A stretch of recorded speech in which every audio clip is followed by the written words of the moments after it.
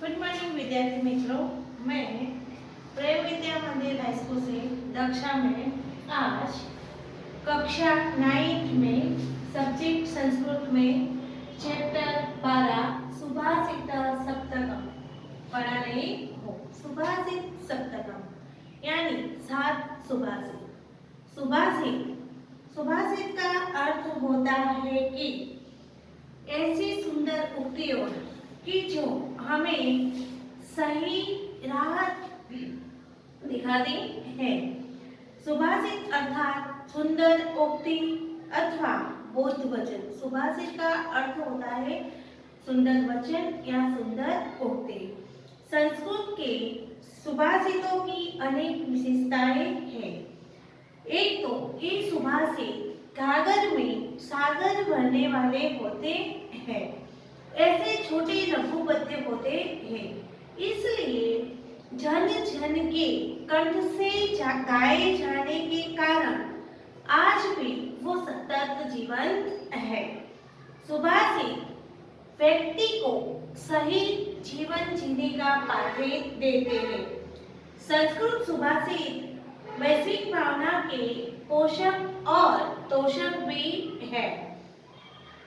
हमारे जो पूर्वज विद्वान ने अपनी दीर्घ दृष्टि से समय समय पर जिन जीवन मूल्यों की प्राप्ति की थी, उन्हें आगामी पीढ़ी तक पहुंचाने के लिए सुभाषितों की रचना थी और ये प्रजा में प्रसिद्ध भी हुए। प्राचीन काल के ये सुभाषित आज भी हमारे में प्रासंगिक है। तो ऐसे ही रत्न के समान 7 सुभाषितों का आज हम यहाँ पर अध्ययन करेंगे और इनके द्वारा जो बोध में प्राप्त होता है उसे हम प्राप्त करेंगे और अपने जीवन में निष्ठापूर्वक उसको उतारने का प्रयत्न करेंगे। तो हमारा पहला सुभाषित है सनै पंथा सनै कंथा सनै पर्वति लंघनम सनैर्विद्या सनैर्वित्तं पंचतानि सनै सनै। पंथा यानी रास्ता, कंथा यानी गुदड़ी सेना, पर्वत लंघनम यानी पर्वत को पार करना, विद्या का विद्या रहेगा, फिर वित्तम यानी धन, सने का मतलब धीरे धीरे। तो यहाँ पे बताया गया है कि सने पंथा हमें धीरे रास्ता काटना चाहिए, कंथा हमें धीरे धीरे गुदड़ी सीनी चाहिए, पर्वत लंघनम यानी हमें धीरे धीरे पर्वत पार करना चाहिए, सनै विद्या हमें धीरे धीरे विद्या प्राप्त करनी चाहिए, सनैर्वित्तम हमें धीरे धीरे धन कमाना चाहिए, पंचदानै सनै सनै ये 5 हमें धीरे धीरे करना चाहिए। तो विद्यार्थी मित्रों, इसका पूरा ट्रांसलेशन ऐसे होगा सनै पंथा सनै कंथा यानी हमें धीरे धीरे रास्ता काटना चाहिए, धीरे धीरे गुदड़ी सीनी चाहिए, धीरे धीरे पर्वत पार करना चाहिए, धीरे धीरे विद्या प्राप्त करनी चाहिए, धीरे धीरे धन प्राप्त करना चाहिए। ये 5 बातें हमें धीरे धीरे करनी चाहिए। अब दूसरा है शीलम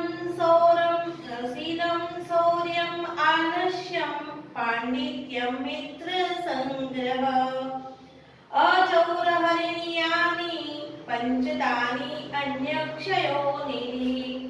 यानी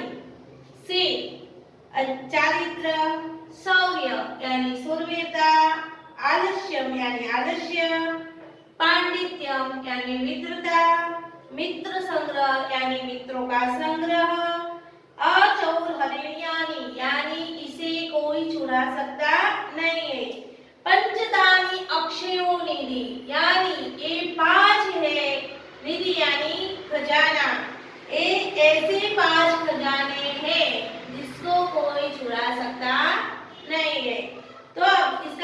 ट्रांसलेशन ऐसे होगा कि चारित्र, शूरवीरता, आदर्श, पांडित्य यानी विद्वता, अच्छे मित्रों का संग्रह, ये 5 ऐसे खजाने हैं जिसको कोई चुरा सकता नहीं है।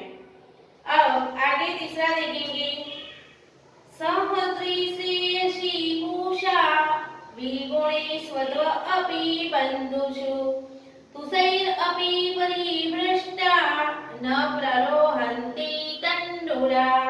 यानी सहस्रीशेषी पूषा यानी जो विरोधी गुण रखने वाले बंधुषु यानी बांधव भाई है, सगे संबंधी है, तुषैरपि परिभ्रष्टा न प्ररोहन्ति तण्डुला। एक जो विरोधी गुण वाले भाई है, इसमें एकता कैसी होती है? कल्याणकारी होती है।